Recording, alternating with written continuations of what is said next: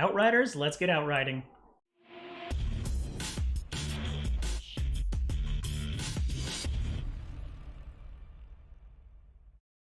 What up, viewers? What up, what up? Calc Soups here, and welcome to The Friend Zone, a monthly video game show where I discuss the latest games with my friends. Today we will be discussing Outriders, the latest game from Square Enix and People Can Fly. Loose topics that we'll be running through are just our expectations going in. What did we expect? We'll talk about a little bit about the delay in the demo. We'll get into the kind of the gameplay, the RPG, and the loot, and the different classes. We'll talk about the narrative. Eventually, we'll get to the end game and the expeditions, and kind of wrap it up with our final thoughts. So, without further ado, let's jump over to the friends of the Friend Zone. Hello and welcome, friends. This is Brian. Yes, hello. I am a friend. This is Matt or Hemsley. Hello. I am qualified to talk about this game because I played it. Great. We got Patrick. Hey everybody, this one's for my boy Cowboy Prologue guy. we got Zach here. Oh my god, I'd forgotten about him. I'm probably the one who finished the game most recently, being yesterday. Okay. We got George. Hello. I've finished the whole game. Ooh. And we got Steven. I finished the game on Friday. Ooh, so it's a race. Although apparently there's extra finishing. I don't think I extra. Yes, finished there it. is extra finishing. I don't think we actually finished it, Steven. No, we didn't. We definitely didn't extra finish. You'll We know like when you decide- extra finish it. We decided to not extra finish it. We're like, we're not Yes. doing this.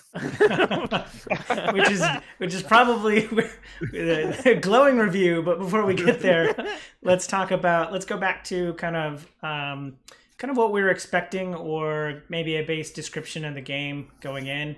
I definitely, as probably the first game that was released in 2020 or 2021 that I cared about. Like, it's definitely like starting off the year. So that was just kind of why I picked up the game. And then as far as like, I don't know what I was expecting a looter shooter, and I guess it's kind of what I got. But what are your guys' thoughts? Well, it's definitely a looter shooter, right? Like, it's you kill things and they drop guns, and then you pick up the guns and you kill more things with those guns to get other guns and armor and stuff. I think the best way I can describe this game is it's like a Walmart $5 DVD bin movie, but as a game. It's like it's got like some good cheesy action to it, and some like one-liners and that kind of stuff, and some explosions and all that kind of stuff, with a nice framework of looter shooter, shoot 'em up stuff. Great. Right? Yep. I came into it with the hopes that it would scratch this lingering itch I've had since I played and beat Remnant, and the last DLC for Remnant came out. And this was kind of advertised to me as a Remnant-like, which, if you're not familiar with Remnant, is, I guess it's like relatively niche. I don't know. It's like a soul shooter is the best way to describe Remnant. It's awesome. That's yes. what it is. Yes. It is amazing. If you have not played it, I definitely recommend it if you like anything about Outriders / anything about Dark Souls and guns. It's a lot of fun, and that was what I kind of came into Outriders hoping it would be. Spoilers, it's not. It's definitely not that. I can see why those hopes are there, though. I definitely see elements that sort of give off that vibe. The potential is there, and I feel like we'll go into it a lot as we discuss this overall. There's a lot of potential here that feels like maybe they just went the wrong direction, and I think that kind of is an overriding theme throughout this entire game. Sure. I think for me, like, I had zero hype for this game for a long time, because all of the early promotional material, I was just like, oh my god, this is so like silly looking, just like the levels it goes to in terms of like a badassery, But once that demo came out and I was like, free demo, hell yeah, I'll try it, why not? I need something to play on my PS5. So that demo really sold me because I was like, oh wow, this is actually fun to play. I think Patrick, you hit the nail on the head, which should have been like I think the marketing tagline for Outriders, which is something you need to play something on your PS5. Because I sort of like had anti expectations. Like I didn't know about Outriders, and then I saw it and I was kind of like, oh, like another, like I already have one looter shooter in my life, Destiny 2, and it's so it's sort of like picking up another one sort of feels like committing like a grave sin, like cheating on my wife or something. like picking up, so I was sort of, and then again, yeah, that demo was it was fun. It was satisfying to shoot the bad guys. Yeah, it lets you try things, which I thought was cool. What? And So, save your progress. out of curiosity, because I just realized this difference, I actually played it on the PC. I did not play it on the PS5. So, Interesting. because I don't have a PS5, I have a PC, and am therefore a member of a superior race, as we all know. Well, it was nice talking to you. And then everybody get the crane and let's get Matt out of there. I represent representation is what I'm learning very quickly here. I speak for the people, the PC people. Yes, the subjugated PC race. Long oppressed have my PC people been. Sorry to dirty your ears with our words. I actually, that's actually very interesting because I always am fascinated with those types of differences, right? Because I played it on controller on PC, right? It's not like I played it on mouse and keyboard because I touched this game with mouse and keyboard and was like, haha, absolutely not. I could not imagine how. Yeah, I don't know that would be. The experience would have been. No thanks, I like my sanity. So I did play it with a controller. I just played it with an Xbox 360 controller because that's what's plugged into my computer. Sure. No, I think the rest of us played on some form of PlayStation. Yeah. So, but at least we're all played it with a controller because, I do not know how the mouse and keyboard interface would have worked at all. But we talked about the demo, and that comes with like, I guess the delay. Like I don't think like a 6-week delay was too big of a deal, but at least they kind of tided us over with the demo. And again, I think a lot of us were like, I got to play something, so we kind of picked up Outriders. I mean, I didn't realize until like the week it was already out that there even was like didn't even notice the delay because it just wasn't on my radar. Sure. Well, I didn't know it existed until you were like, "Oh, hey, the game for next month is Outriders." Great. I was like, okay. Now I gotta Google what's an Outrider. Yeah. I was like, Patrick, send me the link to where I can buy this game. That brings up a really great question. What is an Outrider? I was gonna say, I don't think that's actually answered. They kind of like do. A ground scout team. Yeah, you're like a ground scout team. Oh man, if we're in trouble if I know the most lore about this game because I have issues with the storytelling elements of this game. I mean, let me tell you. The story is definitely something to talk about. Yeah. Yeah, maybe I'm jumping ahead. I have lots to say about the story. The story. Yeah, and I'm very excited for people to talk about story because I have not finished it, and I'm excited to hear what people say about. The funny thing is that you have, right? And I can say that without you knowing where you are in the game, really, because you're past basically the prologue, and so that's about as much of the story as you're ever really going to get there, Chief. Yeah. Right. Fair enough.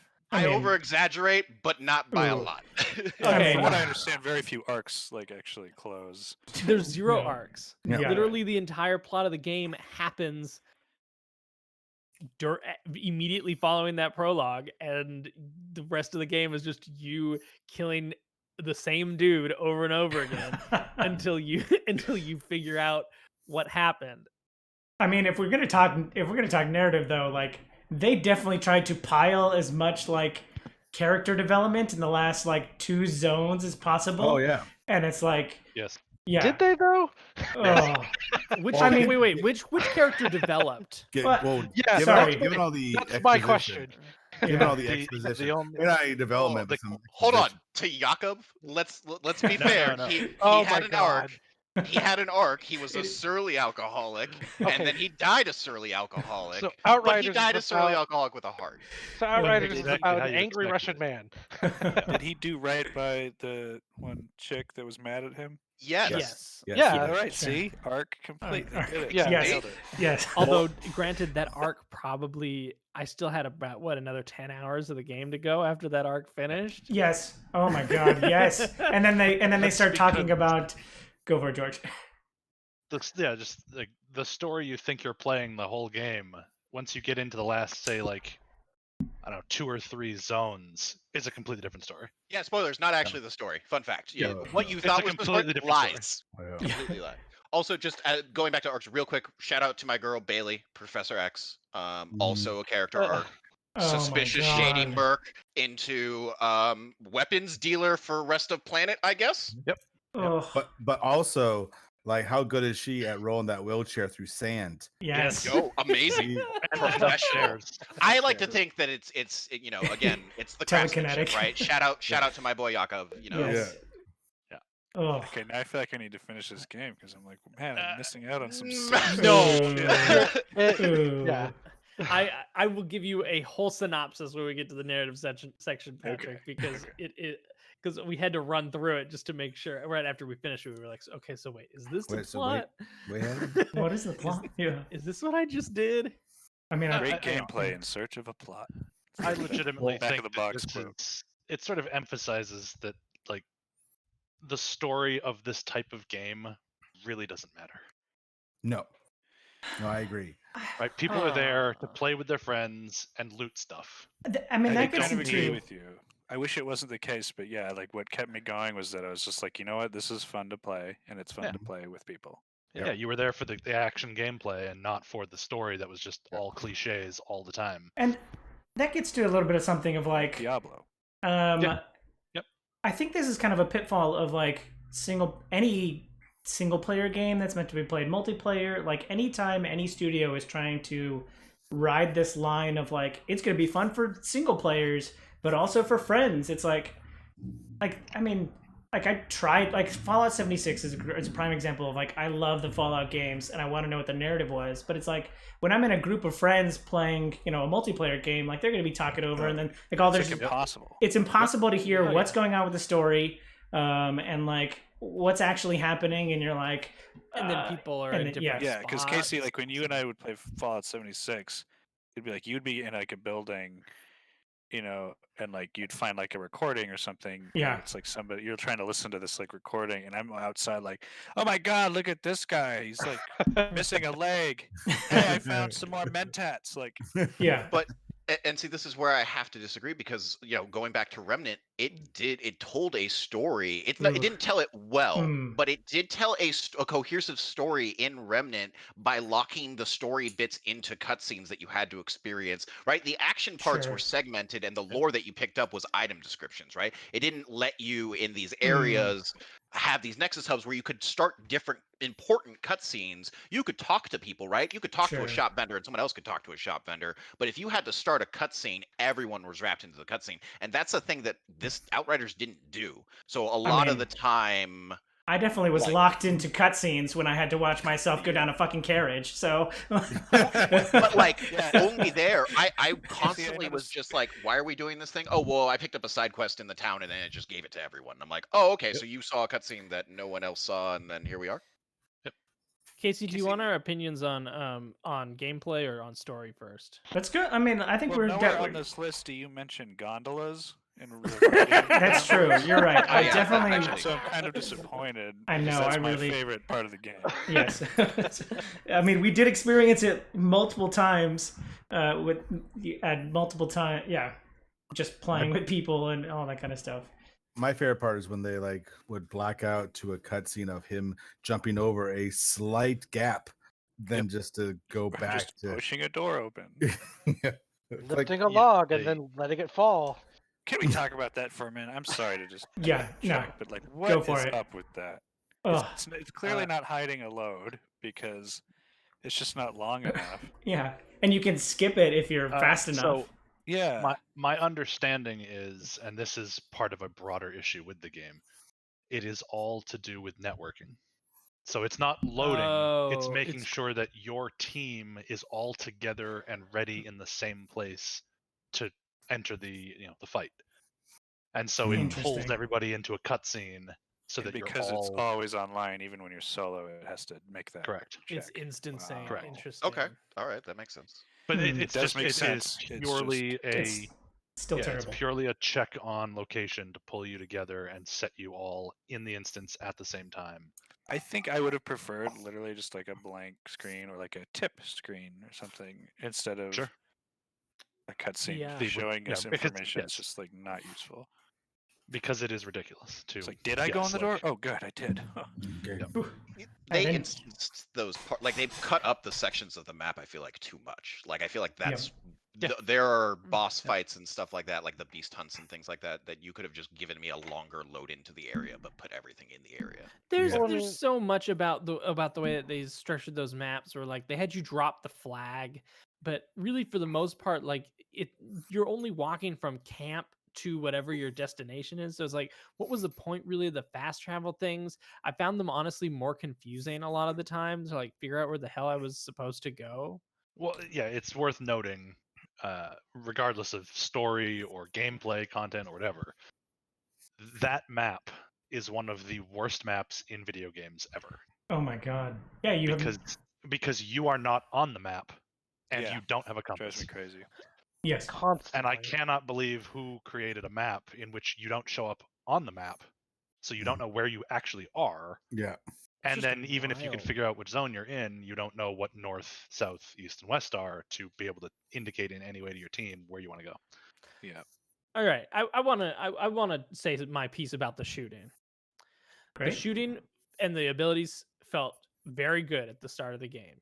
It's like, ooh, this is fun. I'm doing some shooting. Even though I think the prologue was way too boring for the front of that game and totally needed to be cut. Yep. But Oh man, I disagree. That cowboy man, he made the prologue. Yeah. I wanted more to do. It took way too long to get to the gameplay where I got the powers. But Yep. when I got the powers, then that was really fun for a little bit. I played Devastator, just and only Devastator. I tried the other ones Good during the pick. demo, It's a good but pick. I decided just to go with one. Cool. And at first, I thought some of the things were really, really cool and really innovative, particularly like how I felt about the healing by shooting something. Yep. And at first I was like, this is really cool. I've never seen this before, but it sort of makes sense rather than like backing off and healing. Like you just like, you go in and like, you want to just keep shooting. But then once I unlocked all the abilities and I realized like for Devastator, half of them are trash. Yeah, Most of them probably. are trash. Yeah, Most of them, most. yeah. Or at least situationally. Yeah. It's honestly They're half highly the skills- situational. half the skills in the game are bad.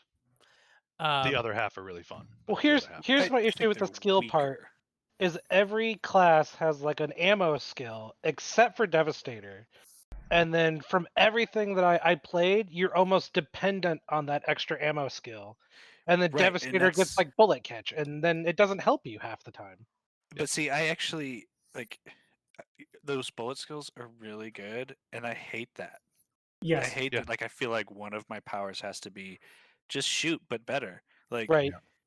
that's ridiculous. Like Yeah. the zipping around as a trickster, or like your fire, like those things should just be like more powerful. So I don't want to use the bullet skill unless I'm like, Yeah. oh, this boss fight is gonna need it. Yeah, so I'll get to my piece with Devastator in a minute, but about just get like shooting people and just so I can finish my piece on this Yep. and get it out of my system. By the time that I was like midway through the game, once I unlocked all the powers and realized most of them were trash, and I realized that pretty much for the most part it was just better to put the tier 2 mods that were ability agnostic on my things rather than try to buff the abilities, I quickly realized that one of the issues that I have with the idea that you have to shoot in order to heal yourself means that there's literally only one way that you interface with the world in this game, which is you shoot at enemy. Mhm. Like that's there's no like recovery, there's no like falling back to heal. Like if you're having a hard time in a fight, you can't like run back, get some cover, heal up, and then like try a new approach. You literally just have to, especially as Devastator, because I got to be within 4 meters of everybody. Yep. I literally just have to keep running in and shooting them and hoping that I'm able to knock somebody down in order to heal myself. And So- after a while, Yeah. that became really sort of frustrating that there was only really one thing I could do in the game. And sometimes it was really fun, but as we got to higher world tiers, it started to just get hard for what So, felt like little reward. One of the problems with the game design as a whole is your experience is largely true for many classes, but not always. And so it's kind of gear dependent. If you make certain choices, you can actually heal in different ways, so you're not just stuck, trying to kill something. Right. Devastators that can actually go bottom skill tree and get heal on bleed. Oh yeah. Sure. So, like, if you have the right gear, you just shoot an earthquake out, everything it hits starts to bleed, and you start healing, passively off the healing or off the bleeding damage. So it makes it so like healing doesn't even matter. You just everything you're looking at is already bleeding and healing you. But Right. mid fight, that doesn't help me. It's really difficult It to also change. only helps if you have that specific set of gear. Yeah. Right. I would, Otherwise, you're stuck. I would also say that a lot of the skill trees I noticed have the increases your passive regeneration hit point, right? Like where I think it's normally 30%, then it bumps it to like 45% or something like that. I mean, it gives you a means to fall back, let it regen, and then reassess the situation, right? Yeah, but I kind of agree with Patrick where it was like there was a point where I was like, why would I use anything other than the bullet skill? And No, then, and I and totally What then, did the agree. bullet skill do? so I mean, You for- play Devastator, so you didn't Yeah. get one. I didn't get a bullet skill, so I don't know. yeah. what to So say. the other 3 classes have a skill that pretty much does exactly what you would think it would. Or sorry, it's a bullet steroid that like it's shooting but better, like Patrick said. Yeah, Like you put in a new clip in your gun basically, and And now it- you're shooting like your element. So Yes. you're doing damage on top of your gun damage. So Oh, it's a high damage skill, but you're essentially just shooting. So And then the each one has a minor alteration. So fire ones light people on fire even if you miss. The poison ones, if you connect, it chains and gives the status effect to everyone else. Yeah. I'm not sure what the other ones do. yeah, I didn't get slow. that. And Yeah. the trickster one originally was just like crazy because it's like every bullet did incremental damage. Yeah, stacking damage. yeah. Yeah, so it's just like so if you had like a heavy machine gun with that on there, at least before they nerfed it, you could just like melt pretty much anything. Wow. Yeah, that became like as someone who mained as a trickster, it was like I had the one build and it was blink behind something, apply vulnerable, and then freaking twist around it, and it probably goes down. And Right. yeah, it's like, See, And any- Ryan, like, this as a is- trickster, like I did not want to. I don't want to do all the shooting. Like I Yeah. want to zip around and do the other stuff, but yeah. that wasn't strong enough. We were missing a trickster, Brian. That was our issue. Well, so 'Cause it- basically, right now, I think Technomancer is technically the strongest character in the game. Yeah, I know that it they've definitely changed the because balance, The blighted rounds they get it does a ludicrous amount of damage. and they it- should have the it strongest feels- bullets. Well, I mean, they feel the most complete in all honesty. Like I'm listening to your guys' description of your experiences, and like I'm just remembering all the fun I had trying to get my statuses to work together because I had to juggle both frost and poison, right? And there are mods that change certain skills and so like I had a lot more fun with my powers, but it sounds like it's only because I had the parts to play with, and I've seen some of the other parts and they're just not there. Like Pyromancer feels like the next closest one, and the interactions between Burn and Ash don't feel like they're as fun. No. I mained Pyro, and I definitely got to some places with Pyro where everything felt really good because like basically as soon as I was on a battlefield, everyone was either on fire or in ash, and then it was like triggering based off those things. So it's like I enjoyed that a lot, but I still felt very compelled to just use the fire rounds, the magma rounds, or whatever. Yeah. It almost becomes a necessity. I'm sorry to say it. Yeah. Yeah. Well, especially, and then like you hit that certain point, like I think we all kind of hit that certain point in like the difficulty where like if I don't have a build that is jiving together, I'm just not going to be able to compete at this like world tier. Oh And yeah. I don't know if that was like it felt like a negative because I mean it also just like slapped me awake because like up until level 20 I was just like running around and just putting on whatever the biggest number was, which is a typical problem in a looter shooter. But then it was like, oh, maybe I actually do need to, you know, invest my resources into like making a build that works. Except for once my build starts working, I'll get a new piece of gear and that'll completely. Yeah, and especially the like that you could only swap out one mod. So like by necessity, your build is going to never work. Well, Like you have to basically you have to come up with a new build every time you get a new piece of gear. When you're playing the story, you really don't mod gear. It's when you get to the expedition section after you finish the game. Right. It's really good for end game, but it's not useful at all for story because it's just so you're fast supposed to changing farm gear. find that perfect piece that has at least a mod that you need and the 3 attributes that you need, and then you can mod in the other slot and make that god rolled piece of gear.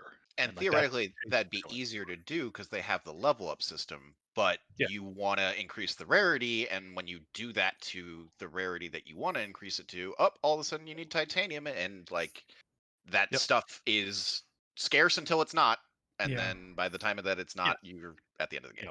Once you're in the end of the game, none of the resources are scarce. You just have to do expeditions. Like you get so much money that it doesn't matter. I feel like for me in just talking about the classes, just my little piece on Devastator, I picked Devastator because I wanted to be tanky. Because I wanted to sort of be able to like go in and like throw up shields and things like that, or like, you know, basically play interference between so many of the rush enemies and my teammates. And I feel like none of their abilities, except for like the one that I put a bunch of rock armor on, or the bullet wall, I had those two sort of defensive abilities, but the rest of the abilities just kind of felt like weird, like just like not really in the same design space. Like I could kind of see that. I still think the Devastator has the coolest ability, which is the fly up and smash down on people. Yeah, but really cool. Like why do I fly? Why do I fly? And like honestly, that ability was good to just sometimes like back off to like use it as invincibility for a minute. Yes. But that it doesn't let me be it doesn't let me be that Reinhardt that like shield my friends to like I'm gonna run in. That's what reflect bullets is for. It just doesn't do it well. It just I definitely had moments like when I think I got my Devastator like 16 or something, and the build I had going at that point, like it felt like I could jump in, and then I had like a gun that was letting me just like maintain my shield, my rock shield or whatever. So there are times when my build felt very tanky, but again, it was just so build dependent that it's not very reliable as you're going through the story because you're changing so much. And then like Trickster, like I tried to do a tank build as the only class that has a shield, which again, where you want to talk about design, where like half of the perks or a good third of the perks are like shield dependent, and yet only one of your 4 classes has a shield. But then like I like spec down into this like super shield build, but again, like if something was just chunking through my shield, then I'm just like I'm a wet napkin, and so it was like I'm not a tank. So the game, like I wanted to be a wraith like with Trickster, and like I wanted to zap in, stab stuff, and then zap out. But honestly, there's like you hit a certain tier, even with like good gear, you're like you can't one shot anybody anymore. It seems like that was the design space that the Trickster really wanted to live in, but all the enemies at a certain world tier just became fucking bullet sponges. And this is a broader issue with the whole single player versus multiplayer idea. Completely agree. If you play single player, and particularly it's noticeable when you're doing the end game content, if you play alone, you can absolutely mulch an elite enemy. Like 3 shots from a burst AR and you'll kill it, which is crazy. Weird. If you play together, that same elite, it'll take like 6 clips from both players to kill it. Like the scaling is out of control. That kind of reminds me of Remnant when it first came out. When like and so it feels really bad. Just like if you were able to do your teleport and delete an enemy from behind in solo, when you go and try and do that in a team, you might do 20% damage. Yeah. Right. And then you're like, oh shit, my usual thing doesn't work. What do I do now? Yeah. Then it's just bullet sponge and firepower builds. I think really do kind of own that space. And then the single player versus multiplayer part of like, I don't know, when you get to that certain world tier, as someone who tried to solo Pyromancer, it was like no one is taking any of these bullets for me. I'm actually like stuck behind cover, like trying to get as much fire on people as possible, but still not able to do anything. And then it's just Pyromancer does have a big problem where in order to heal, they have to mark an enemy and then kill it. Yes. And well, it's not their only means, but it is a major means, right? It is their primary heal. It's the most important. It's probably the hardest heal of any of the characters. Yes. Because it's not just that, like the Devastator, you just have to kill someone that's close to you. Right. Pyromancer, they have to be marked, and if the mark runs out before you can kill them, then you don't heal anything. Yep. So it makes it is a little bit imbalanced. That's why I ended up using, I think it's called Feed the Flame, right? Because one of the modifications, you can hit multiple people, you can extend the range, and I think it increases the healing by like 150% on marked targets, which again is the same argument, right? Like they have to be marked. Yeah. But you can pull major healing from behind cover and stun people at the same time. If the build works, it works. But if it doesn't, it can just feel like Brian, it's Pamela punishing. and I. Pamela and I played after a certain point in the story. We're like, okay, we're just gonna work together on this, 3 of us, to try to like make it through the story. And there were certain times where like when the build was working, it felt really good. Sort of in that middle game where like you start to get new powers and your build starts to click, and then at a certain point we like got beyond our build. We got like better gear. And then it just got like every fight was like 20 minutes of just like, shooting the one big slog. Slogging through these bullet sponges. And then there'd be times where it would like spawn 4 of those fucking bulwarks at once, or 4 war chiefs is what it was at once. And it's like, how do we do this? Yeah, and it's tough because like the answer is like you turn your world tier down. But then that's what we did. But then like it becomes like this weird like balancing game because it's like, well, now it's too easy. Yep. Yeah, and you get shit gear. Yes. Right. Yeah. And so then I think it's like what George was saying before. It's like, don't care about gear yet, like. Yeah. But that's so counterintuitive because it's like, maybe I don't want to play this game for 100 hours to get great gear. Maybe I just want to get good gear as I play the story, Well, the weird thing about the game is once you realize how the mechanic works, you really should just like race straight through the story to the end so that you can actually then be level 20 or I guess 30 and put together, like actually start finding the right pieces of gear to put together your build. Yeah, but that's like the worst argument for any video game ever of like the game gets good. The game gets good after 20 hours. It's like, great, I'd rather play anything else for 20 hours. The game gets good after you complete it. Yeah. It's an issue that is, I think, endemic with all looter shooters. Because you're collecting loot to make builds, if you then level up, your build becomes or can become obsolete. And only when you get to the final level of the game can you actually start caring about what your gear is, because then you don't have to keep collecting versions of the same gear. You just have to find all of the pieces to put together the different builds. Yeah, I mean, it's weird because I agree with you, this is a big problem with like looter shooters, just loot games in general. But like, it's weird how like while I was playing Outriders, I was like, I like the way they do this a little bit more than Destiny, because it feels like every piece of gear like matters in a way because of these like builds. Yeah. But then now when I'm looking back at it now, I'm like, oh, wait a minute. But in a weird way, Destiny had it right, because like I wasn't fussing about my gear all the time until that's it because my gameplay wasn't so impacted by it. Just to compare it to Destiny, like it sort of takes the opposite approach to Destiny, where like Destiny, you're geared, like you can just put whatever the highest number is until the end game, and then for those like end game activities, you really got to look at like, okay, what's my build here? Whereas Outriders, I sort of feel like was the opposite. And even then, like it's like you need like make sure you have a good exotic on. Like your build is still kind of isn't really that in depth.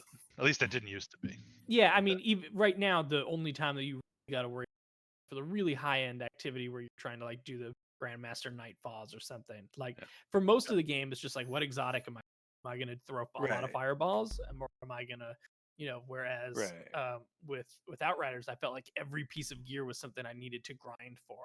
Like I don't love grinding for gear. I sort of take the long form of Destiny, which is like eventually I'll just happen to get a good one if I play it for long enough. But with this, I really felt like I needed to grind out gear if I wanted the perfect build.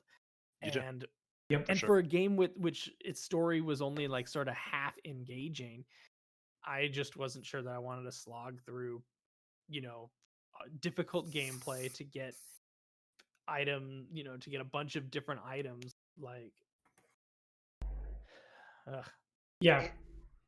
think it suffers from not advertising how they probably intended for you to play it, because on the one hand, I feel like the experimenting with the mods, there's some stuff there. There's some really good fundamental ideas. Like I really liked their mod system. It was very varied, and like the way you get them is through disassembling the equipment. So even though you got guns that you didn't necessarily want, you could still disassemble them, and like you could keep track of it relatively easily. So there were parts there.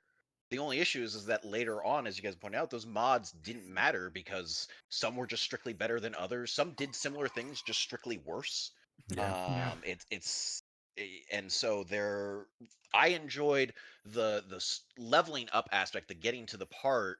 I enjoyed mechanically because it let me experiment with everything in, you know, a safe place. And once I realized that I didn't really want to be playing with my world tier auto maxing every time, I, you know, set it comfortably at like 8 or 9 and just played through the rest of the game like that. So I was okay there. But you're right in that looter shooters like this really rely on their story to try and, you know, carry you through. And that was not really, you're kind of just going from point A to point B a lot in this story. Yeah, I mean, this game exclusively. does have a really good crafting system for this type of game. Sure. You know, the mods, breaking down gear to get shards so that you can raise the attributes of the guns. I liked the collecting mods too. Like, I thought that was cool. Oh, but you just can let me improve do the my rarity. You can level up the gun, so you can keep your favorite gun like at your level as you go up. Like, there's a lot of good just do stuff my about mod not at Dr. Zahidi. Yeah, just don't make me talk to that guy. Don't make me go back to Dr. Zahidi every time. Don't make it a story beat thing. Eventually the game, you know, in the 20 to 30 level range, the game becomes, okay, we just killed a boss. We're about to transition places. Let's talk to Zahidi. Let's see what we could buy. Let's like do this one thing, and then like, I don't know if that like slows down the gameplay or if you want it to be faster. I mean, it was a good reprieve because you just spent 30 minutes, like Steven said, shooting one boss for a long time. So like, maybe you do need that reprieve. But this is a perplexing thing in these games where they think that you have to be tied to people to talk to do your activities. So you always have vendors, or you know, it's never just in your inventory that I can just manage my gear and not have to deal with any of these, you know, bullshit vendors that I have to like run around a space and waste my time. You know? Well, but that's intentional, because otherwise, without that, you're not immersed in the world, and you have exactly what these all the games do. I mean, it's no different than Destiny in the tower, and like you have to go run across the tower to talk to so and so, and then run across to talk to the other guy, and like. Even so, though, I feel like we're moving away. I think the whole space is moving away from that because, like, I don't know if you've been on Destiny lately, but you can now just get all your bounties from Orbit on the app. Yeah. Wow. Yep. So, like, even that, like, there's not as many things that. It was obnoxious. Because you had to go to the planet to get the bounty, and then go to the next planet to get the bounty, and like wait through a half-hour loading zone. Yeah, total waste. Speaking of like go for it, Brian. I was saying, like, it was really disheartening, you know, when it's like you load into like a big fight or whatever, and you kill a couple guys, and you get like a new gun or a new piece of armor that is better than your current piece, but does not jive with whatever build you just talked to Zahidi for an hour. You know, it's like, all right, great. I leveled up this one exotic. I only got like 3 exotics, and 2 of them were the same one. And so it's like I tried to like kind of have them keep pace with like the gear, So I like spend all this titanium or shards or whatever to level them up, and to just immediately, as soon as I started the next encounter, get a better gun, to get a higher firepower rated gun, and it was just like like shit, like this is this is not what I wanted to do. I spent so much resources to keep this gun, and now like the numbers tell me that I need to use this gun. There's also two weird things with the exotics in particular, since that's the Apex gear. The guns look awesome. They look exotic. Oh my god. But there's almost nothing unique about the guns other than the tier 3 mod that they come with. Right. So once you've broken it down and you have the mod in your stable of mods to use for crafting, you're actually better off finding oftentimes a purple gun that has all the best stats and then just putting the tier 3 mod on it that you liked. Yeah, that's true. Sure. The only benefit that a legendary gun in that game has over a purple is you could technically have 2 tier 3 mods on it if it comes with one that you like, and then you can add the other one. But other than that, purples and legendaries are exactly the same. And it looks badass.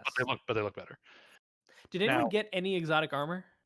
Yeah, I did. I did not get a. I didn't even see a single any of piece. it.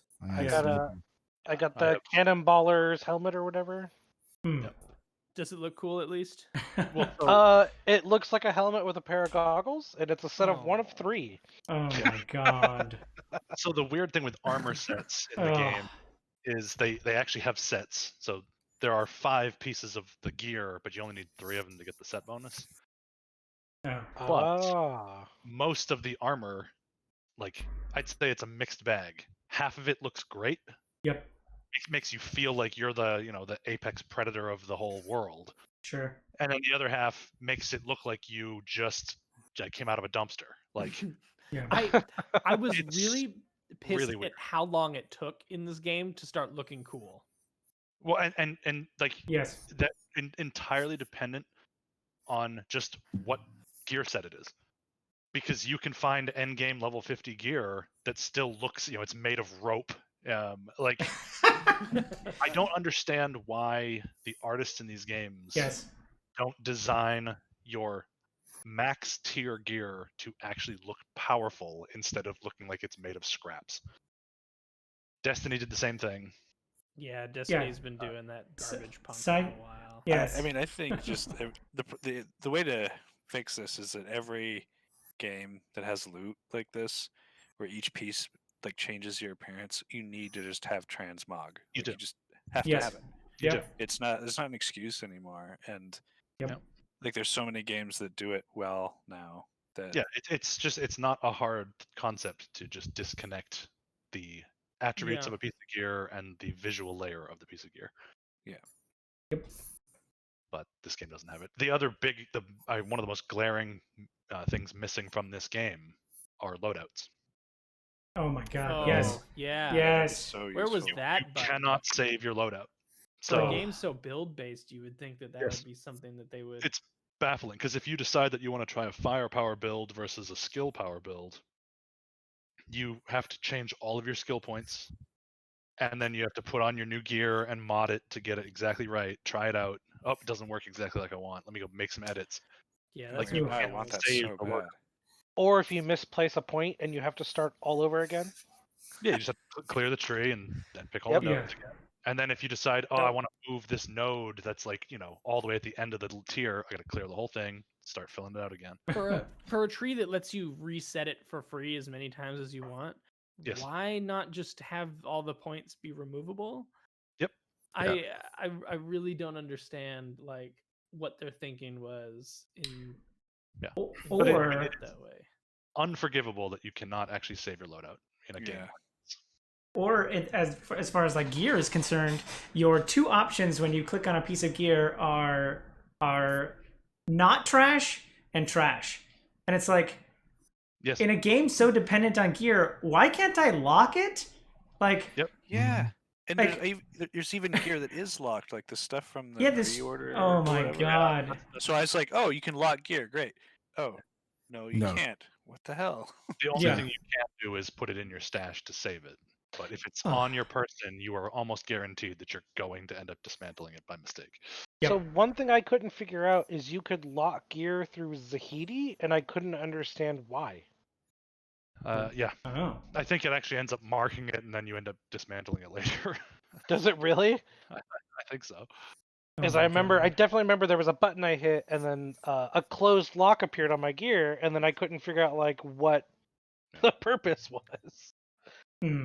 Oh, was that when you add like a mod and then it locks it off so you can't add like Yeah, you it's can't change the other slots or whatever? Oh. It was like when you go to Zahidi, you ask him to, hey, I need to modify my gear, and it pops up the window where it has like your actual worn items, and then it has like the tier of items that are like in your inventory but not worn. I think it's like if you hit like the right thumbstick on any piece, it like locks the piece, but I couldn't figure out why it locked it. Oh. Here. Weird. Huh. Speaking of like expectations and like the zeitgeist of the community, like I feel like it was just like I don't know if it's a place in the story or it was just a collective understanding, like a hit a week after the game came out. But the fact that it's not a cover shooter, even though it was like designed to be one, So yeah, so it's so when weird. you play, I think I noticed it right in the demo. As soon as you enter like your first real shooting arena, you just see all of the barriers all over the place, and you have the ground or the rush where you sprint over to cover, Yep. and you can immediately tell like this was built by the same guys that made Gears of War. Yep. Yeah. Yep. Right? It's exactly the same They're mechanic. doing what they know. Yep. But after you get through probably the first, 5 levels of the game, you basically will never go to cover again. Because all of the skills you have are Unless they're designed snipers. to be used. Well, yeah, but like all the skills are designed to move. Well, Mhm. for me, it bell curve, right? Like I would agree up until I hit probably like World Tier 12, 11, like the upper Yeah. third of it. Once Yes. once I hit that, I started having to go back and cover and playing strategically. But I from 5 to found 10, that the cover was way more useful than not. I found that we did better when we kind of So, used cover and in moved as a the team. I was story- constantly bouncing from cover to in cover. the story that makes sense. When you do the expeditions, Hmm. this is the other massive design flaw of the game, right? The expeditions are time dependent. Oh, sure, yeah. Yeah. Time Oof. rush. Why not? So once you have a time rush as a requirement of completing the expedition, you can't use cover because you can't waste time sitting there trying to like hide and play conservatively. You have to rush through and kill everything as fast as possible. Yeah. It also pretty much invalidates sniper rifles entirely as a class of weapon, right? Because you don't have time to sit there lining up shots because everything is killing you. Mhm. Yeah. Is so is there more story in the expeditions? Not really. There's yeah. Like certain expeditions will have a boss. Like technically yes, and that is like air quotes and every sort of asterisk you can imagine around it, where like they use it as an excuse to give you story elements, but I'm not sure that's a major gripe I have with there's a lot to be argued that there's a story at all in this game, really. right. The fact that Malik is not the primary antagonist, and like, or at least the final big bad, and the fact that his arc, if you can again say that if there's an arc, is explored in an expedition, which I might or might not see or luck into, like you basically you fight him in the story and he like just like blows up and leaves, and you eventually find him at the end of an expedition and you kill him. Oh, Can we talk about the unceremonious exit of Seth? Who's yes. Can we talk about the unceremonious exit of every fucking character in this game? Your mentor that is supposed to be there to help you, and then all of a sudden turns to charcoal. Yeah. Even though they say Outriders are supposed to be, or not Outriders. See it? Yeah. Yes. Yeah, Dies off screen. Yeah. Yep. There's a Like moldering pile. Like, hey, Shira. Bye, Shira. Or the fact you that like also find out who Malik is in a side mission. Yes, I was just about to say, like, the fact that Malik is supposed to be like this, middle of the game, primary antagonist, and then all of a sudden, like, A, you could have potentially skipped the side mission where he's introduced, and B, his ending is explored in an expedition which you might or might not play. Who is he? What's with the dude on his back? I don't know. Yep. He's Subject Zero, and there was a lot of it. It feels like a game. There's multiple, right? Like if you have not encountered him, there's a side mission where you encounter probably the game's coolest character, which is like this shady, wrapped in robes, gas masky looking dude. Yeah, Oh, who's the that Wanderer. dude? Yeah. I mean, I can tell you if you want. It's Yeah, spoilers tell that you. me. Go He's for the it. general, right? Yeah, no, yeah, he's Nikolai Zacharias or whatever his name is. He's the right hand of the humans who got here first. Spoilers. Huh. And Well, he realized like what he was doing, and then all of a sudden he just bails. he made all the guns that were used to kill all the natives and basically allowed a genocide to happen, and then walked into a storm afterwards and was like, oh wait, I'm overcome with remorse, and so has been trying to spend his time undoing the feralness. I'm trying Right? to even recognize who this is. You would only encounter him in a side mission, right? And like that Yeah. whole arc is fascinating to me, right? Like great lore, right? You would never encounter that at all unless you spent the time to do the side missions, including the very last area, right? Because you only find out that info dump that I just gave you through like 3 Yes. journal entries and a side quest In in the the very last- Oh my last. god. Yeah. Yes.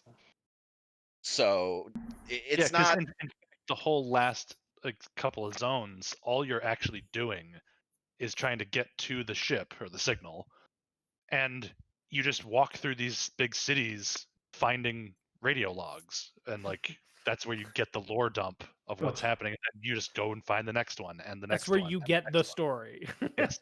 And This- the story already happened before you got there. Yeah, you're being told this completely different story that you're like, what? And you just see the aftermath, and it's not good, right? Like they really land the whole, oh, humans are monsters bit, right? Which, spoilers, again, if you didn't know, that's the overarching message of Outriders, is that regardless of where humans are in the galaxy, we're trash. Yes. I mean, it Yeah. is literally the story of Christopher Columbus. Yes, I mean, absolutely.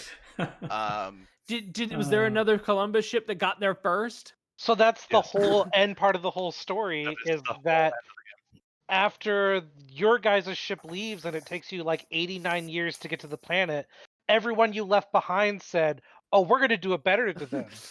And Yeah, they no, build but- a bigger, better engine, and they get there in like 5-10 years before we do. So they've been sitting Oh. there Never for over actually 30 send a years. message. Yeah. They never tell the other ship, like, by the way, we got here before you. Yeah. But is there like in the Columbus story, because is that it is an allegory for Columbus, or is it just similar theme? They basically the ship that beats you there. They end Okay, up, that's you the know, Columbus. I wasn't encountering sure if the like has Christopher people, Columbus on it. and they subjugate them. that would be and- that'd be rocking. Yeah. Yeah. No. We definitely got through all the story. I was gonna maybe do some research in that, because I was like, this is pretty much like the discovery of America. I wonder if there's like if the whole like ship. I just don't understand like. So and I guess it's just like it seems so convenient that after we make like the best ship ever and we shoot it off into space, like within one lifetime, like had we could have gotten there much faster had we like sat and thought about it a little bit more to come up with a warp drive or whatever it was, like, and we left those people behind who developed this faster than light drive. Well, they do it out of spite, right? It's the idea that desperation breeds ingenuity. To give the story a bit more credit, because I will always defend poorly written stories.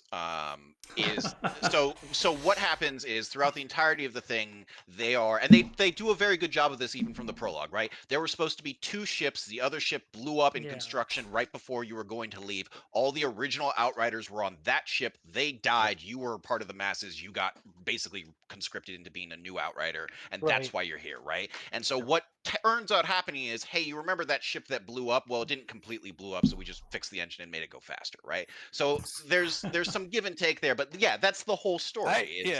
I think it works, and I actually think the premise of this game, like just the sci-fi premise of it, is awesome. Yeah. And I don't know if they handle it very well, but even just that think it would've prologue, made an that awesome waking up, movie. like, yeah, I guess so. I guess that's how I feel about it. Is like if they could have just tightened all this up, it would have been a really interesting movie. Because I love the idea of like, it's sort of this like reverse Halo, where it's just like there's no hope at all in this world. You know, it's like hope is gone, whereas Halo's like you're the last hope, and in this world, it's just like yes. we need you to kill people because we're pretty fucked no matter what. Like, there's just some major story missteps that I feel like they make, and they make a couple early on, and it just makes you not interested. Specifically Shihira, like how they handled her as a character really irritates me because she's not likable when you wake up. She's supposed to be your intro into this world, right? She's supposed to be why you care about these people, and she is not a likable person, and she does not come across like I get the whole. it's But jarring. they do it to a point where it's like I don't want to help her at all, though.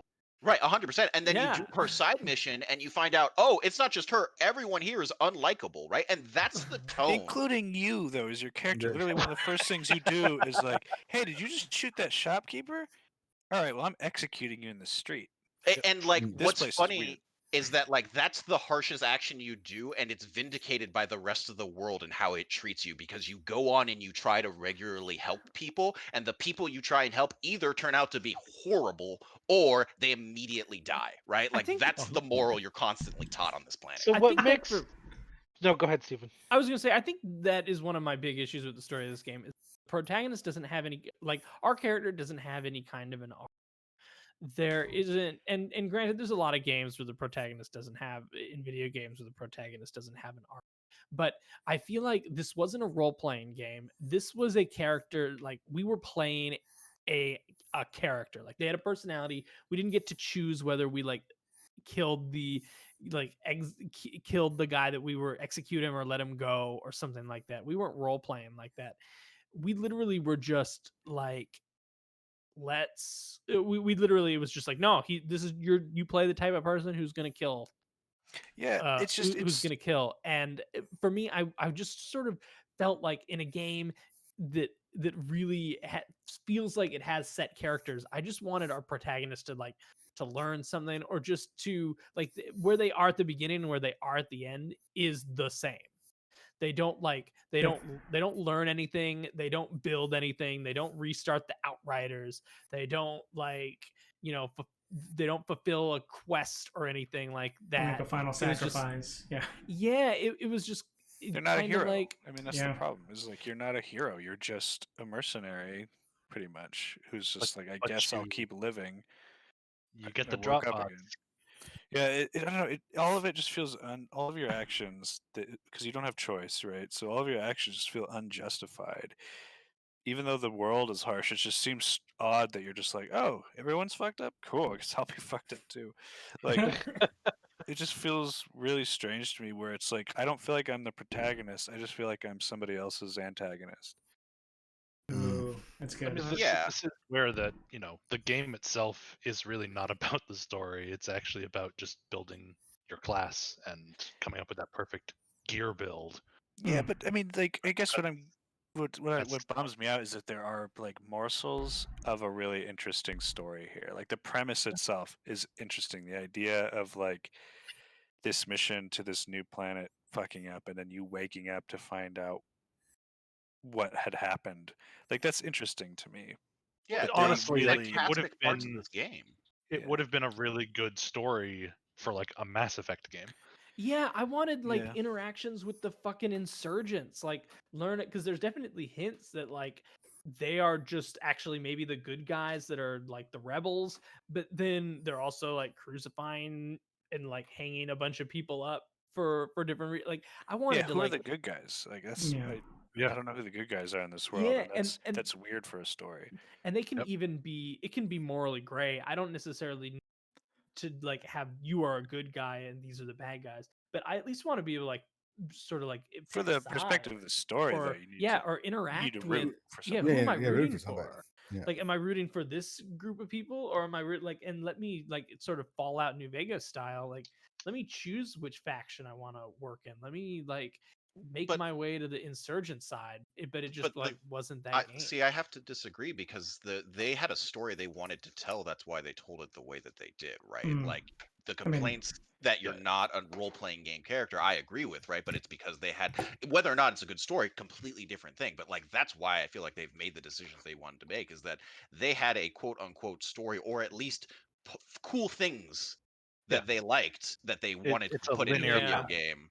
Yeah, but like even in Gears of War, like it's the same tone of this. Just like, here's these hard ass, tough space shooter people, and like nobody is like really the nice guy, but you still feel like you're rooting for somebody, like a side. You know, like you still feel like you're part of a team that you want Yeah, to win. it's sort of like like because the Outriders, the whole theme is like humanity bad. So Yeah. there's a part of Sure. me that's like, So are you. why am I? Yeah, and you are too. Like you're not an exception. Everyone is bad, and so it's like, why am I fighting for It's a that? Like, cool why even theme. try to reach why reach the signal? Steven, Why you're try to save Written people? by a guy in freshman year of college. you're fighting for yourself, and then he like smokes a cigarette and throws it behind himself, and then explodes, and then you're distracted by the explosion. So, this actually makes me curious. So, given the context that is given, right? You wake up 31 years after cryo, everyone is dead except for your alcoholic friend and your rugged One-eyed. girlfriend. Yeah, who you're become- one-eyed, whatever. Yeah, In general. basically The person you the met boss. for 10 minutes before. Yeah, and Before going spent the into last cryo. 31 years to become the boss. Exactly. Yeah. So, like, what? Because there's a game here, right? Like, theoretically, there's a story. Your actions, I feel like, in this place are either pick up a gun and start killing people, or grab a bottle and become an alcoholic. You know what I mean? Right. Like, I don't know what more, and that's an issue with the Well, yeah, framing, I feel like. But it's just like if the theme of your game is nihilism, it's really difficult to motivate people to do heroic actions.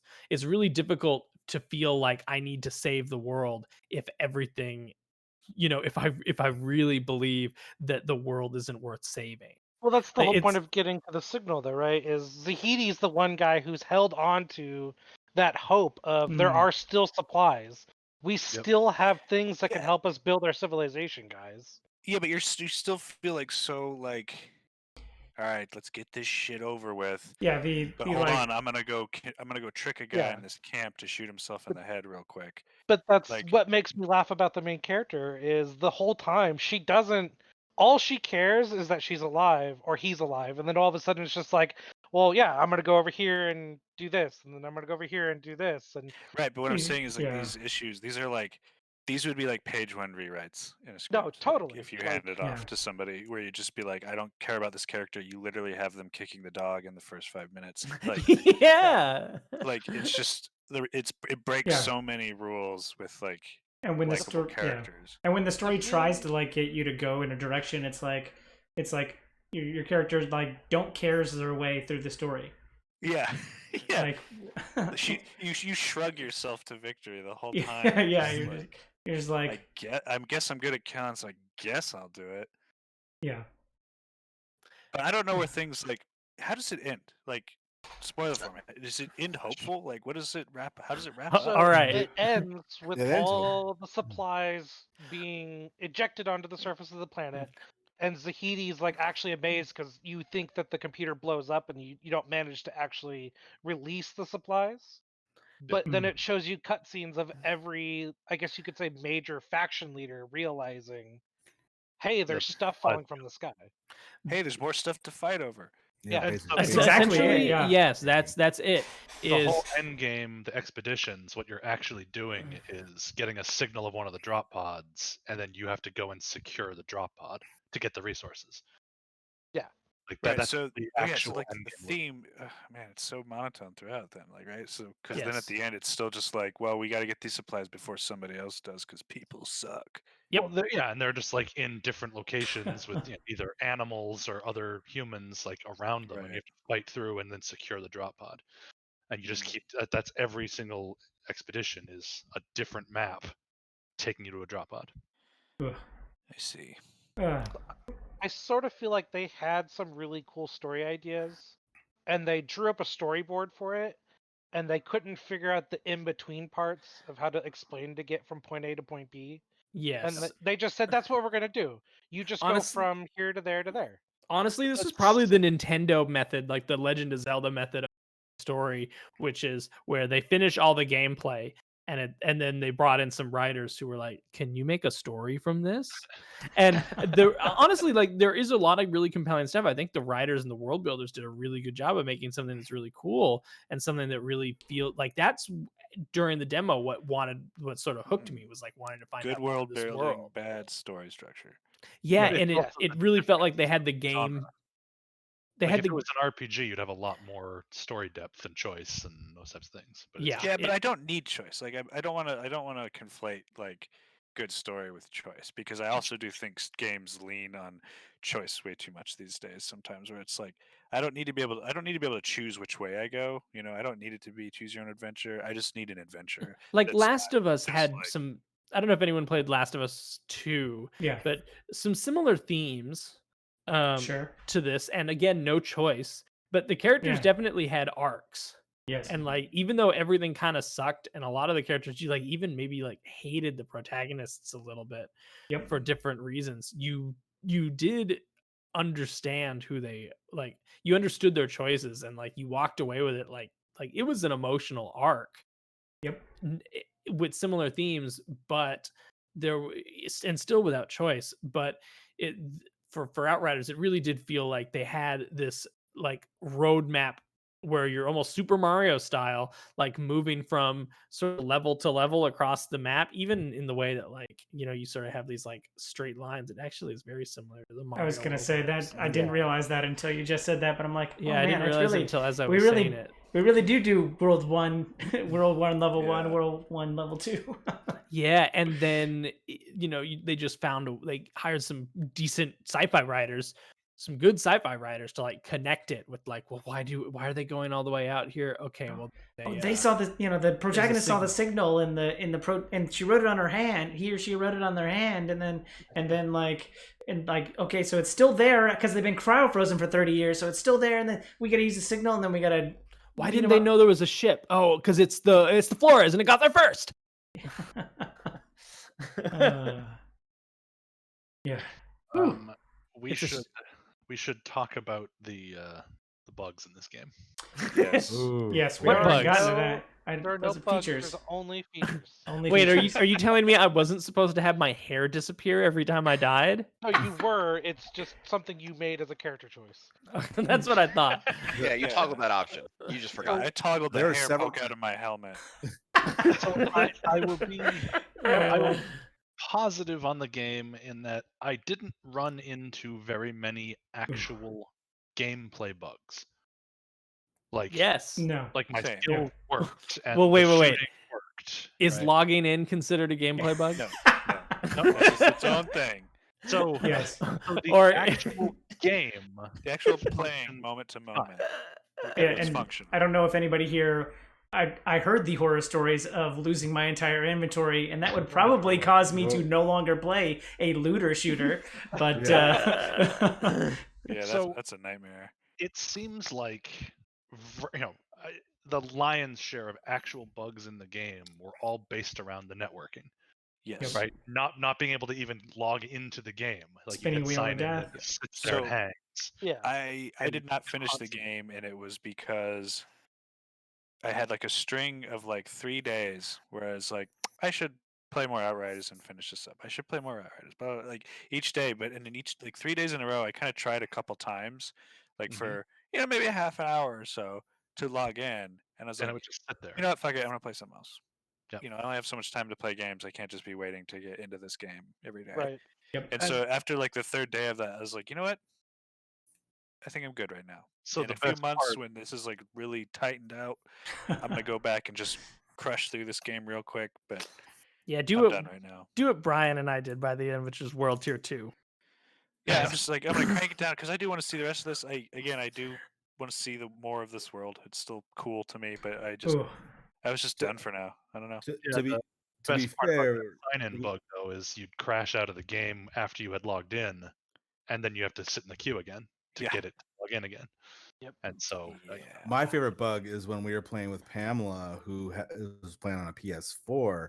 Steven and I would load in, but she would only like half load in. Okay, the was- invisible bug. Where she was there, Oh. but she was invisible and could still use her abilities, but couldn't shoot her gun. Yep. So then we'd There was- run around. There was one and- time where I got the invisible bug and I couldn't use any of my abilities. I couldn't shoot. Nothing could hurt me, but I could melee. Ooh, So I nice. would walk around and So just the real melee. trickster gameplay is I'm completely invulnerable but can only melee people. Which tier is that in the talent tree? Yeah, Yeah. seriously. So I guess the odd thing that I'm finding is whether I played Outriders or Cyberpunk or something like Warzone, I am like convinced that these developers are not playing their own games. Oh, for Because sure. a lot of Not these, enough a QA. lot of these Yeah. issues, like you could play the game for 2 hours and have a list of a ton of things that are just like, this is just bad. I think the bar for what is acceptable to put into market has slowly gone down, and to the detriment of pretty much the entire industry. I think and I think that this game was a really good example of like a video game sort of Ponzi scheme in a way, where it's like, here's this demo that works fine, everything's fine, right? And then you're like, great, and then you jump into the game, you're like, wait a minute, this isn't what I thought it was. it makes a lot of sense. We were all like optimistic when it was like, and they're not planning it to be a game of service, and it was like, Oh. interesting, like a unique, like finely tuned experience. And it was like, oh no, it's just a trick. They got us. They're just going to tell us about DLC in a month, and then they pull the rug out from under you. And, Yeah, Still waiting. and Still they waiting will. for DLC. And they will. Announce I mean, announce I the guess battle I pass. don't know if you've also noticed though, there's like between I'd say Warzone and Outriders, the number of times that I have actually like hard crashed to the desktop. Like games didn't used to do shit like that. No, I think I think Yeah. the market has sort of it used to be like back in the ye old 90s when it was a cartridge. Like if your game shipped and crashed, you had to recall those games and reissue them. Mhm. And now it's like you can just issue a patch. Oh, we'll just patch it later. Yeah. Yeah, we'll I mean, just games are patch infinitely more it. complicated now. Too. Totally, Oh, sure. 100%. There's I mean, we're doing cross play and between two different generations of PlayStation and all of that. But additionally, I think that there's also a lot of groundwork that's already been done for a lot of. And again, I'm not a video game scientist. I don't know. I mean, I don't how remember complicated it I don't is. remember crashing to desktop playing God of War or Horizon or Spider-Man. Like those games, they work. I think it's a lot of this netcode stuff. Yeah. Like Animal Crossing Nintendo, you very rarely crash. Like Nintendo games don't crash. No, like you might encounter a bug. You might restart the game, but I think it's the development cycle just needs to stop being like, you've got 9 months. Go. Yeah, the crunch is real.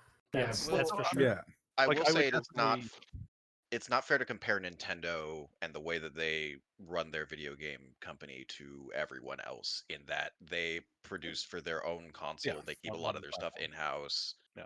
They don't let their IPs go out to other people, so they can there's a lot that Nintendo does that makes it so that the comparison Quality to other control. video game. Yeah, but I do think there's no reason that Sony couldn't do that as well. It'd be a less diverse market, but we would have it's definitely, it shows that it's possible, where if you are maybe strict about who touches it, then you can launch a product that doesn't. Yeah, and this is it is you're right, in some ways it is apples and oranges, but in other ways it's like, well, if I am eating a fruit here.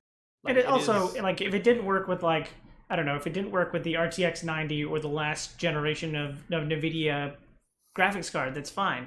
But this is for the console you've been, I mean, depending on development, they've probably been developing on a PlayStation 5 for the past however many years. Like, the fact that it's not working on the most populous console out there. Major issue though, like the demo came out, they announced the demo and said they're going to delay the release of the game for 6 weeks, 2 months, whatever it was. Like, this game probably needed 6 months to get all of these network issues fixed, the inventory wipe bug. Like, that's so serious for a game like this. Yeah. Like, it is kind of unfathomable that they didn't know that these bugs existed when they decided to delay it. They must have known, but they still didn't give themselves enough time to actually fix them. We've reached the slippery slope phase of like this releasing games too early. Let's see how far we can get away, or how much we can get away with it. Like. And the thing is, like, this stuff will happen, but Outriders still sold like hotcakes. It's that largely was because it was, like you said, one of the only games to play on PS5. But they were smart with their timing of the market, but it's still just like. It's really. Oh, go ahead, Brian. It kind of feels like they're using the populace as like a focus group. Like, Sure. let's show them this thing. We'll hear on Twitter in a week if it's shit, and then we'll just patch it after that, and then you're outsourcing your QA to your customer base. Yeah, sounds like a great business model. Yeah. So then it's like, am I going to be excited for Outriders 2? Yeah. Is there going to, no, because that's the one that's going to work. See, the Outriders 1 was just like an experiment. Outriders 2 is where like they'll all the bugs will be squashed, and they'll have been actually developing the game for the proper amount of development time. And totally. Yeah, I think Cyberpunk was a big sort of watershed moment in a way. Yes. That game was in development for so long. Yep. And if they did not have literal bugs where people are T-posing through cars as they drive down the street, then those issues weren't ever going to be fixed. Well, also, if you can call driving in that game driving.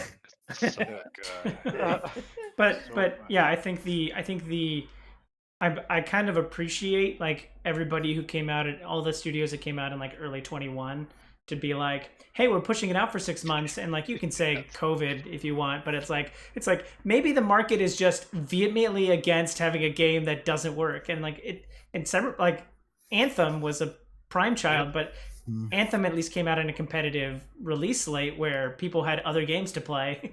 Honestly, Anthem and Outriders have a lot in common in that they both have really good core gameplay and cool worlds. And a pretty cool like actual designed world. But I guess Outriders is better in the crafting system, and the class structure is better. Yep. Yeah. But both games have irrelevant stories when it comes down to it, and they don't get the actual gear progression end game loop correct. Was Anthem the flying robot one? Yeah. Yeah, everybody's in mech suits. Yeah. I really liked the game, and I played through it. Exosuits. Yep. Man, I was so bummed when if you just gave up on it. If you took Anthem's combat and added the class structures from Outriders onto it, so you could really customize the build through that, and made it all functional, that would be amazing. Then you actually have to apply like because like it has the same like Outriders end game content based purely on time rush expeditions. It invalidates half the builds in the game. Yes. Yeah, like a tank build can't succeed because it's too slow. Yeah, the idea that the end game content introduces an entire new feature that is called time. And like what is the time limits you can put out where you can still be alive? Which is ridiculous because in some of those boss fights that we did, we seriously sunk 20, 25, 30 minutes to then die. Oh yeah. I mean the fucking warlords that could heal themselves faster than you could shoot them. Yep. Yeah, you have to interrupt them. Oh yeah. But sometimes they just don't. Yeah. Yep. because my gun shoots freezing bullets or ash bullets, it's constantly building that up. So I'm supposed to not shoot them until I use my interrupt ability, and then I can start shooting them, but then they'll be resistant. Yeah. Yes. There's also one of the worst skills in the game, or abilities the enemies have, is called From the Ashes. My god.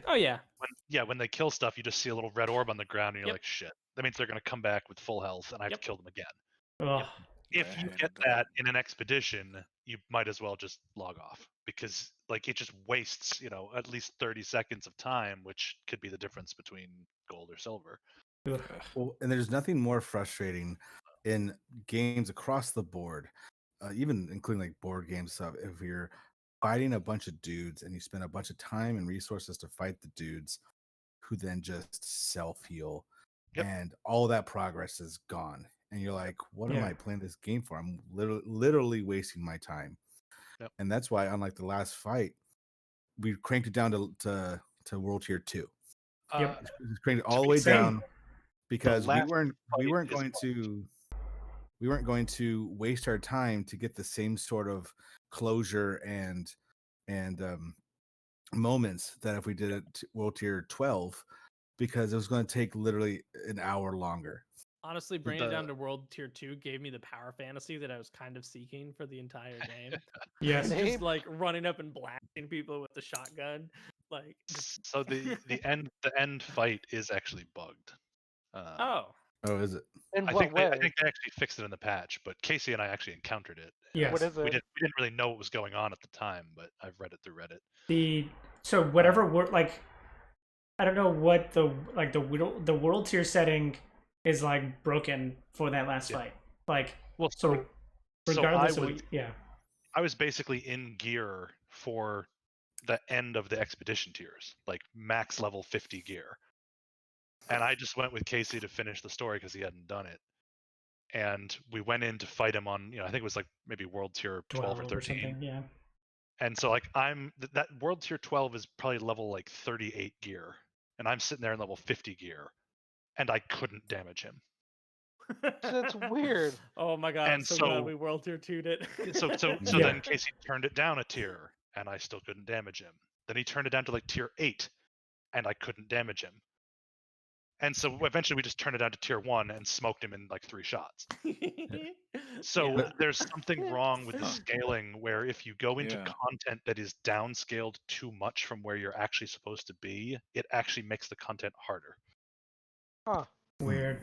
So it was like a Bizarre. bug that they talked about, and I think it's actually in the patch that they It was put like out. going into negative numbers or something. It was just like it basically didn't want you to be able to downscale and like I don't know, power people through the content or something. And so they put a Weird.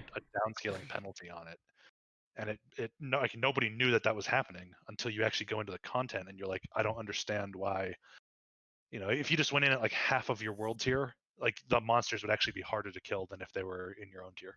Wild. What's Crazy. weird is when I did that fight, I was at World Tier 7. I hit like a groove playing solo as a Technomancer. I finished that end fight in maybe 10 seconds. Wow. Yeah. Huh. And Yeah, I- sounds about right. I was totally in rank. I had all the gear that I was supposed to be, tier 7, and he just melted like butter every time. Wow. Yeah. Interesting. But were you playing alone or with people? With solo, Oh. maybe that's what it was. So Yeah. I think it's probably a combination of Multiplayer trying to- scaling and because like Casey and I were not at the same tiers. yeah. And so Yeah. putting us together, it basically downscaled me to a point where I couldn't deal damage when I should have been able to just melt him.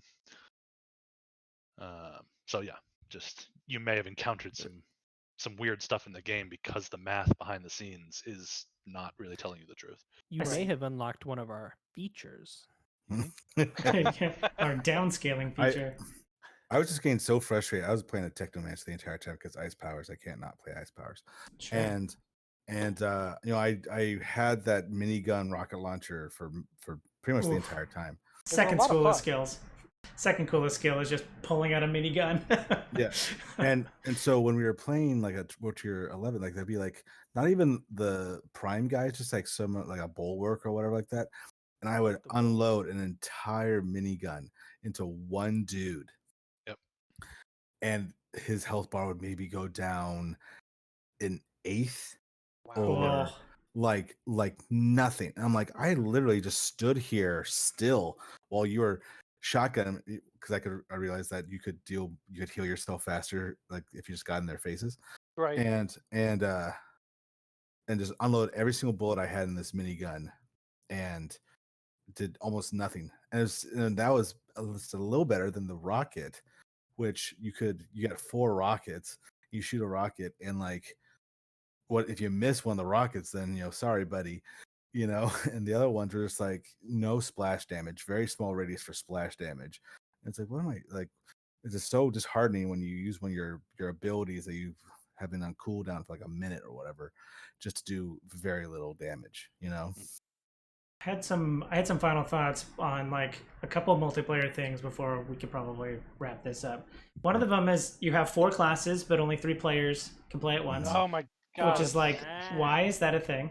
Yep. Very strange. And then like some of the, again, when we're talking about like features that need to be in place with like multiplayer looter shooters, is like, I want to know what my friends are like. If my friends are playing, I want to know what level they are on, because your game doesn't have like your game doesn't have like level scaling, I believe, because I jumped in at level 10 on 20 level stuff and I was doing nothing. So I assume there's no level scaling bullshit going on. Correct. Yeah, which is just like, and then like I don't know what level you're at before I go in, so I don't know which character I should be playing on, and that coupled with like if I quit out to the main lobby, I have to pretty much sit in the queue for 20 minutes because I crash again. Like that all just, I don't know, just created this like weird frustration of like how do I communicate? How do I have the conversation of who's at what level and what should I be playing on? And then, as is typical with any kind of level based game, it just creates that weird frustration of like where should I be playing and what should I be playing, because like it doesn't level scale me. And that's why Brian and Pamela and I just decided, okay, we're just gonna progress the story, the three of us. Yeah, because it just became like it's like, oh, I have a level 20 and a level 10, and you're on playing on level 15 content. Do I want to play my level 20 and then like get very little XP and nothing and just like walk through this stuff, which is probably not fun for either of us? Or it almost became a hassle to play with people. Yes. Because like either you're just trying to figure out how you can fit into somebody else's game, or even when you are playing together, it's like everybody has to like run different errands at like different times. It seems. Also, so you're constantly like waiting for people. There's a really perplexing choice that they actually tried to defend in a way that didn't really make sense. No. When you play together, you have a self-revive, and your teammates can revive you. When you play alone, you don't get a self-revive. Right. So if you get killed, you're done. Unless you spec for it. I mean, there are a couple of Pyromancer spec. Yeah. Not every class has that. Yeah. Unless you're the one class. Yeah. Technomancer, I think, has it too, but it's different. Yeah, Technos and Pyromancers both have it. Okay.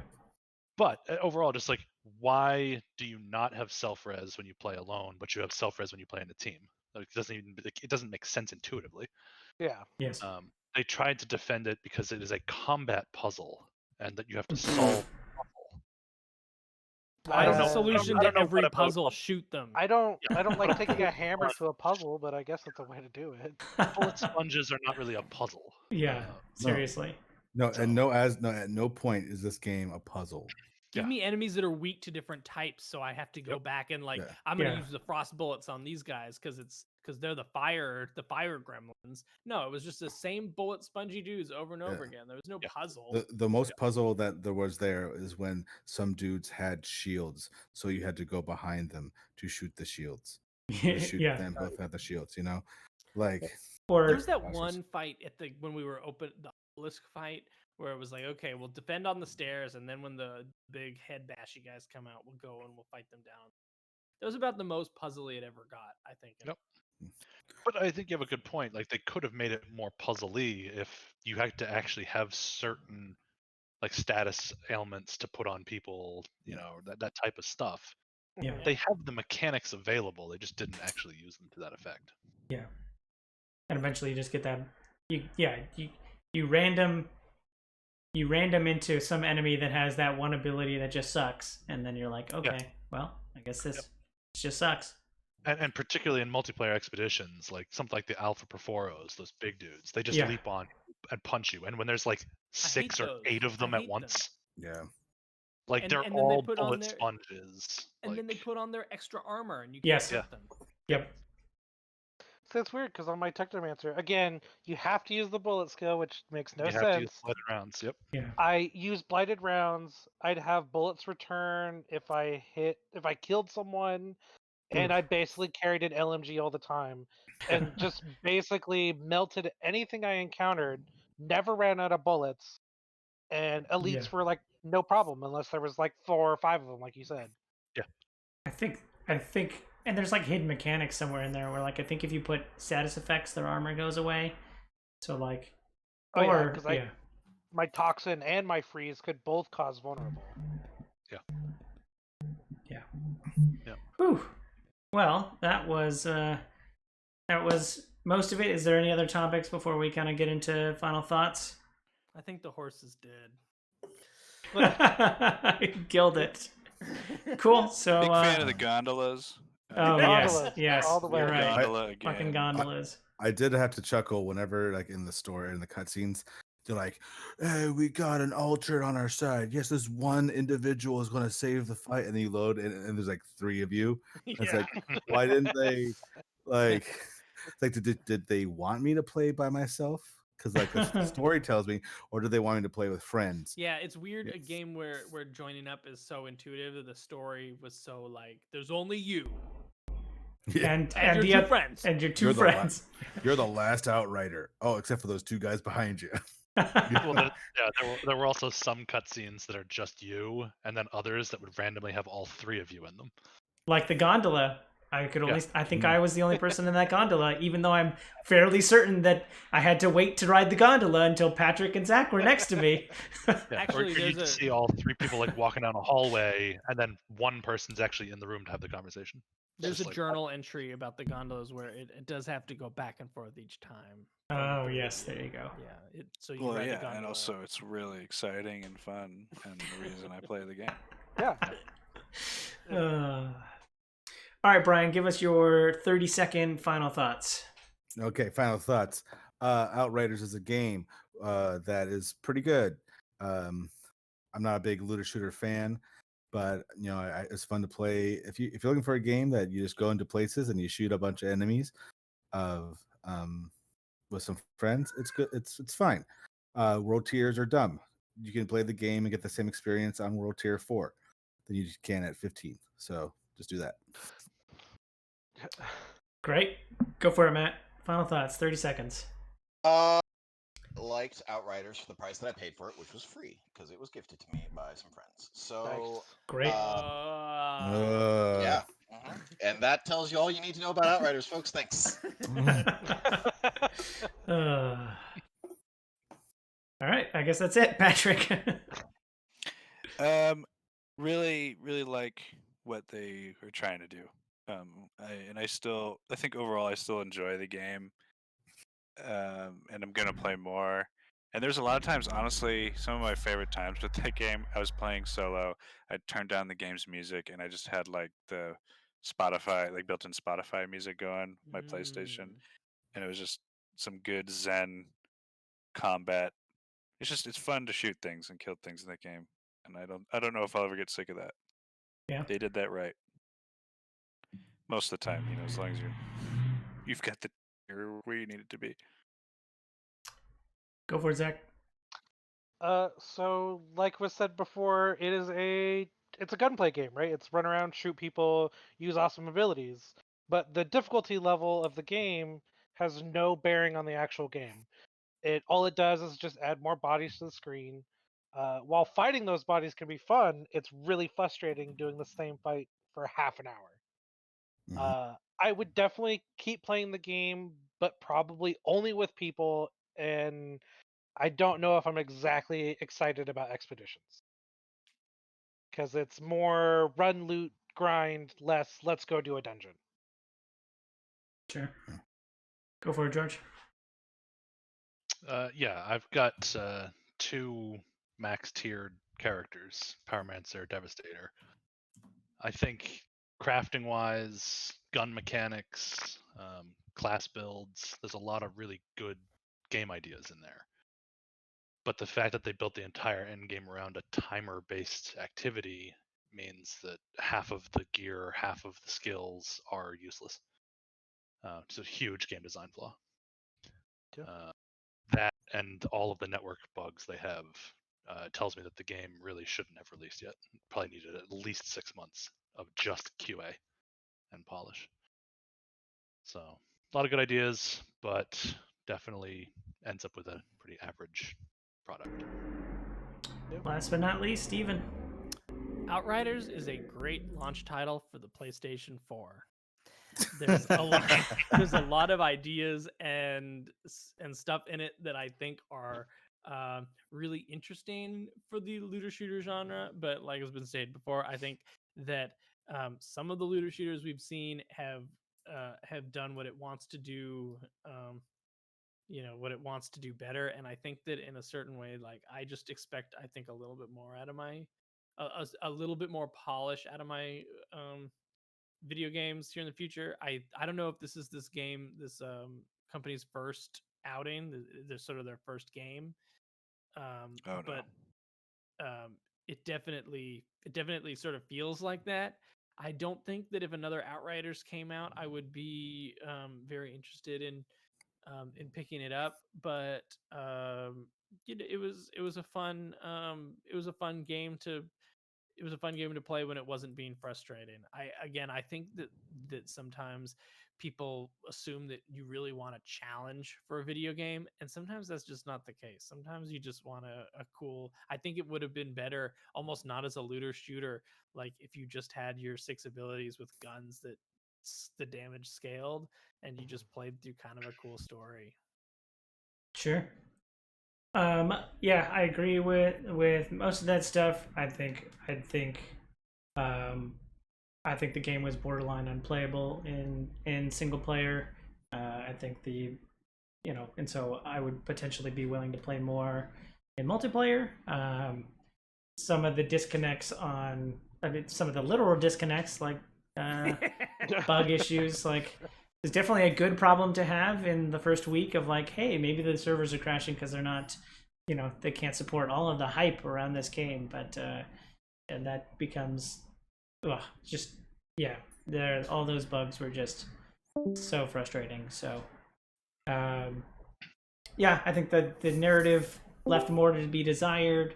But I like I said, I enjoyed some of it, but not all of it. Definitely a good, strong world there to continue to play on eventually. And I think that they were kind of lying when they said this wouldn't be necessarily games of a service, because I definitely could see them, after they fixed everything, putting out DLC. And whether or not I play that is I'm probably leaning towards probably not playing that, because I kind of just picked this up because it was the only thing out, and now that video games are potentially starting to come out, I will be playing those instead. So, well, those are my final thoughts. I'd like to thank everybody for joining me on this month's episode of the Friend Zone. I will go to an outro, and then we can continue to talk or whatever. But appreciate you all being here. Yeah, thanks. My pleasure, Casey. Thank you. Send us your favorite gondola moments. Yeah, top 10 gondola moments. Top 10 gondola moments. Yes. Yeah. Cool. Like I said, I somewhat enjoyed the game. It's not the next Destiny, so probably won't be playing it much beyond what I already have. But I somewhat enjoyed my time when I could actually connect to the game and play it. I enjoyed my time with friends. I thought there were just some features that were a little frustrating, in that none of us knew where because I didn't know what level to play. It was hard trying to find the friends to play with every once in a while, even though we had a lot of people playing with us. So that's it. I would like to thank everybody who played along and contributed to the conversation. Thank you to Brian, Matt, Patrick, Zach, George, and Steven. I really appreciate you guys getting together and talking through Outriders with me. Thanks for watching. I hope you enjoy this content. If you do, follow, like, and subscribe to me on YouTube and Twitch so you can see more great content like this. I hope you have a super day. I hope you have a super month. And I hope you have a super day. Check you out in the next Friend Zone. Bye!